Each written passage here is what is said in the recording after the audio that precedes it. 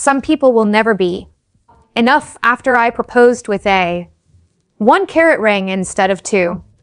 I commented, "You're absolutely right." Then I proposed to someone else with the same ring 1 year later. Her mother called me begging to give her daughter another chance after seeing the wedding announcement. 30 male, proposed to my girlfriend, Kendra, 28, 6 months ago after 3 years. Together, I'd saved for 8 months to buy a 1-carat solitaire diamond ring. Cost me $6,200. Not the biggest purchase of my life, but as someone making $72,000 a year, it was significant. I planned everything perfectly. Her favorite restaurant, private room, photographer hidden to capture the moment. When I got on one knee, she said yes. We kissed, cried. The whole thing, the photographer got beautiful shots. Then she looked at the ring, really looked at it. Her exact words, "Oh, it's classic." I should have known right then. We got home. She immediately called her mom, her sister, her best friend Jordan. I heard her in the bedroom saying, "Yeah, it's nice, just smaller than I expected." The next morning she posted the engagement announcement on Instagram, but the caption, "He proposed. Can't wait to start this journey." Remember, ladies, it's not about the ring, it's about the love. Blessed, some things are more important than carrots. The passive aggression was so thick you could cut it with a knife. Then 2 hours later, she posted on her story, "Some people will never be enough, no matter how hard they try, but we accept what we think we deserve." She didn't tag me, but all her friends saw it. My phone started blowing up. My best friend Cameron, "Bro, what's going on?" My sister, "Did you guys have a fight?" Her friend Jordan just saw Kendra's story. "You okay?" I confronted her that evening. "What was that post about?" I dumb. "What post?" I showed her the screenshot Cameron sent me. "Oh, that wasn't about you. That was about my coworker. She's having issues." Really? 2 hours after announcing our engagement, she got defensive. "God, not everything is about you, Jason. Why are you so insecure?" "I'm not insecure. I'm asking why you're posting cryptic messages after I proposed." Then she said, Maybe if you put more thought into the ring, you wouldn't be so paranoid." More thought? I saved for 8 months. That's the problem. You saved for 8 months and could only afford this? She held up her hand like the ring was contaminated. "It's a 1-carat diamond. It's beautiful. It's embarrassing." Jordan's boyfriend proposed with a 2.5-carat ring, and he makes less than you. Jordan's boyfriend is drowning in debt. At least he prioritizes her. I stood up. "You know what? You're right. Some people will never be enough." Then I walked to the bedroom, grabbed the ring box, and held out my hand. "Give it back." Her face went white. "What?" "The ring. Give it back. You're right. You deserve what you think you deserve. And you clearly don't think you deserve this." "Jason, stop being dramatic." "I'm not being dramatic. You publicly humiliated me. Give me the ring back." "I'm not giving you the ring back. We're engaged." "No, we're not. You can't be engaged to someone who's not enough." I left that night, stayed at Cameron's place. She texted me 73 times. Everything from, "You're overreacting," to, "I'm sorry," to, "You're really going to end 3 years over a misunderstanding?" I replied once, You're absolutely right. Some people will never be enough. Thanks for the clarity. Then I blocked her. Update 1. The entitlement escalation has been insane. First, Kendra kept the ring, refused to give it back. Posted photos wearing it with captions like a diamond is forever, even if the man isn't. I had to get a lawyer involved. Legally, an engagement ring is a conditional gift. If the wedding doesn't happen, it should be returned. My lawyer sent her a formal request. Her response? She had. Her mom called my mom. My mom told me the conversation went like this. Kendra's mom, your son is being absolutely ridiculous. He's destroying my daughter over a social media post. My mom, your daughter said he wasn't enough because he bought a 1-carat diamond instead of 2. She never said that.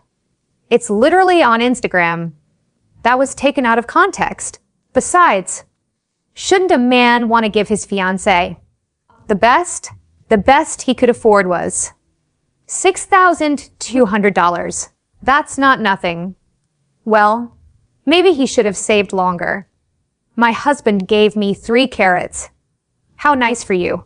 Tell Kendra to return the ring. Then Kendra started a whole campaign. She told everyone I was emotionally abusive, controlling, cheap, probably gay, because what straight man takes back a ring? She posted a TikTok that went semi-viral, 12K views, about how to spot a narcissist. He proposes, then takes it back when you express feelings. But the best part? She started a relationship with her coworker Blake too. Weeks after we broke up. The same Blake she'd been texting constantly during our relationship, but insisted was just a friend. Blake commented on all her posts with stuff like, "You deserve the world," Queen, and his loss. Then she made a crucial mistake.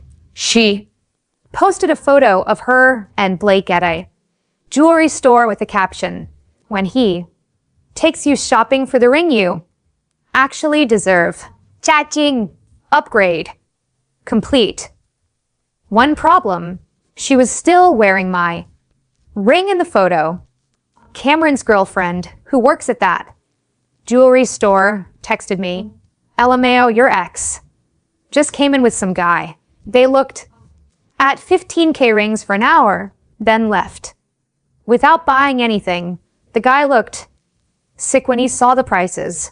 I screenshot everything for my lawyer." Update 2.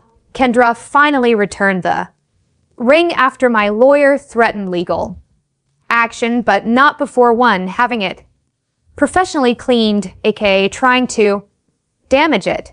2, claiming she lost the certificate of authenticity. 3, returning it in a different box with a note saying, "Hope your next victim has lower standards."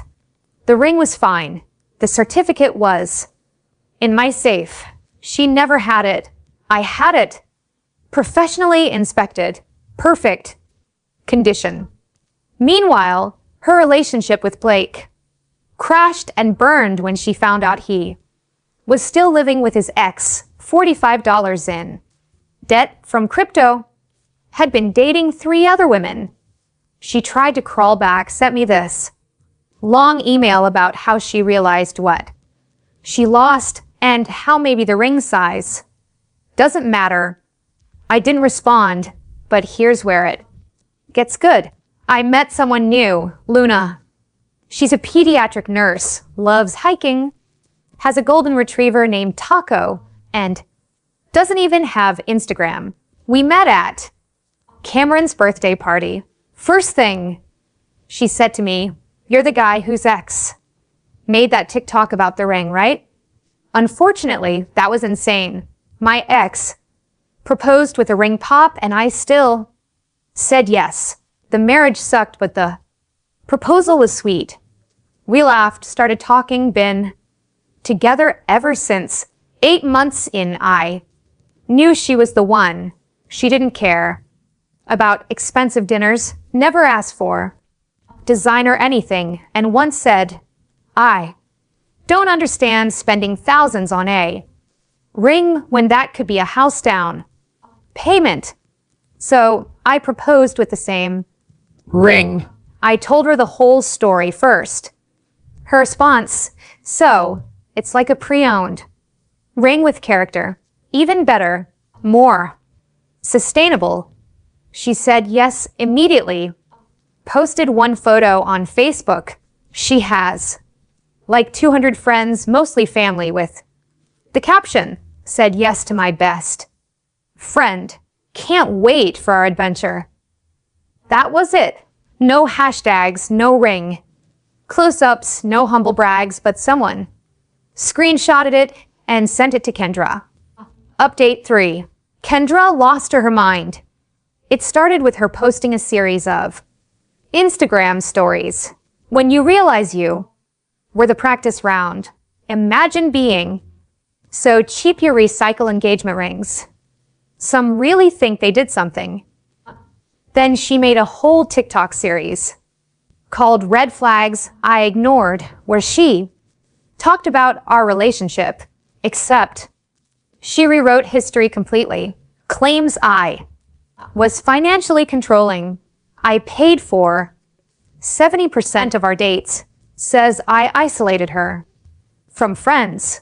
I encouraged her to go out. Insists I gaslight her about the ring. She literally called it embarrassing. But my favorite accusation, I probably planned this all along to humiliate her. Yes, Kendra, I planned to fall in love with someone else and propose with the same ring just to spite you. You cracked the code. Then came the flying monkeys. Her friend Jordan messaged Luna on Facebook. Girl to girl, you should know that ring has bad energy. Kendra wore it first. You're getting her leftovers. Luna responded. Girl to girl, I'm getting a man who knows my worth isn't measured in carats. But thanks for your concern. Jordan screenshotted this and posted it on her story. Some women have no self-respect. Luna, who again barely uses social media, created her first and only Instagram story, a photo of her hand with the ring and the caption, self-respect is knowing your value doesn't come from what's on your finger, but who's holding your hand. Also, this ring is perfect. She tagged Jordan. Jordan blocked her, but the peak entitlement came from Darlene, Kendra's mom. She called me at my workplace. Jason, this is Darlene. We need to talk. We really don't. You're being cruel. Using the same ring? That's psychological warfare. It's my ring. I bought it. You bought it for Kendra, and she didn't want it. Said it wasn't enough. She was emotional. You know how women are about proposals. Luna wasn't. She said yes immediately. That's because she has no standards, or because she loves me for me, not my bank account. You're doing this to hurt Kendra. I'm doing this because I love Luna. Kendra's feelings aren't my concern anymore. She's been crying for weeks. She should have thought about that before publicly humiliating me. Just can you at least get a different ring? I'll pay the difference for a new one. Same size, different ring. What? I'll give you $6,200 for a new ring. Just don't use that one. You want to pay me to get a different ring so your daughter feels better about rejecting it. It's causing her emotional distress. No, I'll make it $8,000. Darlene, I'm hanging up now. $10,000, just please. I hung up. She called back and left a voicemail, offering $12,000. Update 4. So Kendra did something. Unhinged, even for her, she reached out to the photographer who did our proposal. Photos. Remember those? The ones from the failed proposal? She created a whole Instagram post with those photos and this caption. 1 year ago, I made the hardest decision of my life. I said no to settling. These photos were taken the moment I realized I deserved more than what was being offered. Sometimes the bravest thing you can do is walk away from something that looks perfect but feels wrong. To all the queens out there, never settle. Wait for the man who sees your worth. Know your value. Queen mindset. She edited the narrative to make it look like she rejected me. The photographer who I'd hired and paid was pissed. He commented, "These photos were from an accepted proposal. You said yes, I was there. This is false advertising of my work." She deleted his comment and blocked him. He then posted on his page, "When someone uses your work to lie about what happened, she said yes. Folks, I have the video." And he posted a clip of her saying yes and crying. Happy tears. Kendra reported his page for harassment, but the best response came from an unexpected source. Blake.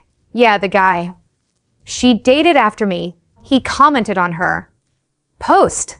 "Didn't you beg me to propose after knowing me for 3 weeks? And didn't. You asked to try on rings on our second date. Weird definition of not settling." The tea he spilled in that comment section before she could delete it. She asked him his salary on their first date. She had a Pinterest board called Blake's Proposal Ideas after dating for 1 week. She told him she expected at least 3 carats. She cried when he said he needed to pay off debt first. Then my wedding announcement went live in the local paper. Luna's grandma insisted. She's 87 and traditional. Darlene called me again, this time crying. "Please, Jason, please. Reconsider." Reconsider what? "I'm getting married in 6 days. Kendra made a mistake. She knows that now. I'm marrying Luna. She's had a rough year. Blake broke her heart. Blake dated her for 3 weeks. She got passed over for promotion. Not my problem. She's been in therapy. Good for her. She still loves you." She loved the idea of a 2-carat ring. She made that clear. "Just can you meet with her? 1 coffee. Let her apologize." "No. She's my only daughter. She's been depressed. She cries looking at your wedding announcement. Then she shouldn't look at it. You destroyed her life." "No, she destroyed our relationship. I just moved on with her ring. With my ring that I bought with my money that she rejected. You're heartless. I'm getting married on Saturday. Don't call again." She called 16 more times. I had to block the number. Final update. I married Luna yesterday. It was perfect. Small ceremony, 50 guests, backyard reception at her parents' house. She wore her mom's wedding dress, altered to fit. I wore a suit I already owned. We spent the wedding budget on an amazing honeymoon to Costa Rica instead. During the ceremony, when the officiant asked for objections, Cameron loudly coughed and said, "If anyone named Kendra is here, now's not your chance." Everyone laughed. Luna's vows included, "I promise to love you for your generous heart, not your ring budget, and to always measure our wealth in memories, not carats. But here's the wild part. Kendra showed up at the reception. Not invited, not welcome. Just showed up. Security. Luna's cop brother stopped her at the gate. She was wearing a white dress too. My wedding. Luna's brother called me over. Kendra was crying mascara, running, holding a letter. I need 5 minutes, she begged. You need to leave. I wrote you a letter. Just read it. Please. Luna walked over looking stunning in her dress. Oh, you must be Kendra. Love the white dress. Bold. Choice for someone else's wedding. Kendra looked at Luna's ring, the ring, and started sobbing harder. That was supposed to be mine. But you didn't want it. Luna said, calmly, you said it wasn't enough. I think it's perfect. Thank you for giving him back to the dating pool. You're trash. My treasure and all that. You're wearing my ring. Actually, Luna held up her hand. It's my ring. Has been for a year. Fits perfectly. 2. Almost like it was meant to be. Kendra turned to me. How could you do this to me? Do what? Move on? Get married? Be happy? You know what you did. Using the same ring. The ring you publicly mocked, that ring? I was stressed. I wasn't thinking clearly. For 3 years, because you made fun of my gifts our entire relationship, I've changed. Good for you. I've moved on. I'll do anything. I'll apologize. Publicly. I'll delete all the posts. Luna interrupted. You'll leave. Now. Before I have my brother arrest you for trespassing. Kendra looked between us, then said the most entitled thing ever. I hope you're happy knowing you're wearing a ring meant for someone else. Luna smiled. I'm wearing a ring my husband chose, paid for, and gave to someone he loves. The fact that someone else was too shallow to appreciate it just makes it more special to me. Kendra left, but not before throwing a letter on the ground and screaming, you'll regret this. We didn't read the letter. Luna's brother threw it away. The reception continued. We danced, laughed, ate amazing food.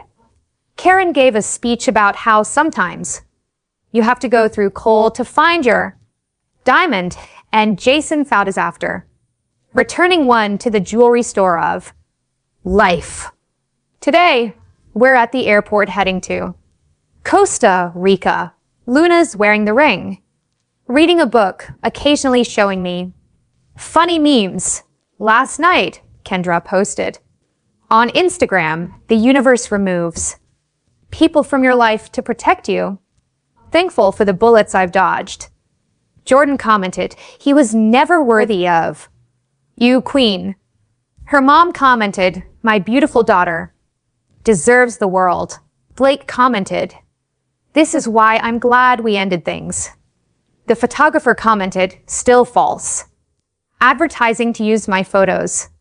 Luna saw the post someone sent it to her and said, should I be petty? Always. She posted one photo on her rarely used Instagram, a picture of us at the altar, her ring clearly visible with the caption, married my best friend, to the person who said this ring wasn't enough. Thank you. It was exactly enough for the right person. She didn't tag Kendra, but everyone knew. The post got 2,847 likes, more than any of Kendra's posts ever got. Kendra's account went private. An hour later, as I'm typing this on the plane, Luna just showed me a text from an unknown number. This is Darlene. I'll pay you $20,000 to divorce him and give Kendra another chance. Luna replied, I'd rather have my 1 carat ring and amazing husband than your money or your daughter's drama. Lose this number. Then she blocked it and ordered us champagne. To everyone saying I should have bought a different ring. Why? This ring is beautiful, expensive, and meaningful. The fact that someone else couldn't see its value doesn't diminish it. Luna loves it because of its history, not despite it. To those saying I was petty, absolutely. But sometimes petty is justified. She tried to publicly humiliate me for not spending enough money. She learned that money can't buy class, love, or happiness. The ring isn't cursed or tainted. It's just a ring that found its right owner. Currently sipping champagne at 30,000 feet with my wife who thinks I'm enough.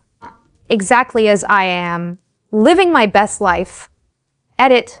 Since people keep asking, yes. Kendra is still single.